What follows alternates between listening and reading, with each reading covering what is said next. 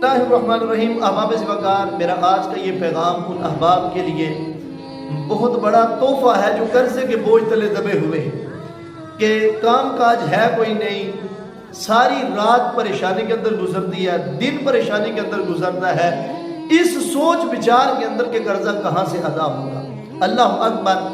آقا جانے جانا صلی اللہ علیہ وسلم امت کی قدم قدم پر رہنمائی فرما کر کے محبوب علیہ السلام کے غلام دن کے وقت مسجد کے اندر پریشان حال بیٹھے ہیں۔ محبوب علیہ السلام نے جب اپنے غلام کو یوں پریشان دیکھا اور پوچھا، میرے غلام کیا وجہ ہے کہ نماز کا وقت نہیں ہے، تو پریشانی کے عالم میں مسجد میں بیٹھا ہوا ہے؟ تو کہنے لگے، یا رسول اللہ، قرضے کے بوجھ تلے دبا ہوا ہوں، جو ہے وہ قرض کی ادائیگی کی کوئی صورت نہیں ہے۔ تو نبی رحمت صلی اللہ علیہ وسلم نے ان کو کچھ الفاظ عطا فرمائے جن کو ابو داؤد شریف کے اندر نقل فرمایا گیا ہے۔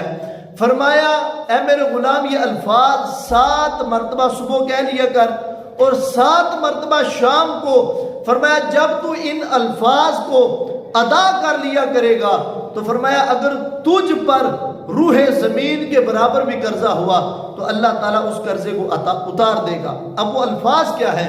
فرمایا، اللہم انی اعوذ بک من الہم والحزن واعوذ بک من العجز والکسل واعوذ بک من الجبن والبخل واعوذ بک من غلبۃ الدین وقہر الرجال۔ یہ مختصر سے الفاظ، یہ مختصر سا وظیفہ، فرمایا جب تم پڑھ لو گے تو فرمایا روح زمین کے برابر اگر سونا بھی تمہارے اوپر قرضہ ہوا تو اللہ تعالیٰ اس کی ادائیگی کی بھی صورت نکال دے گا۔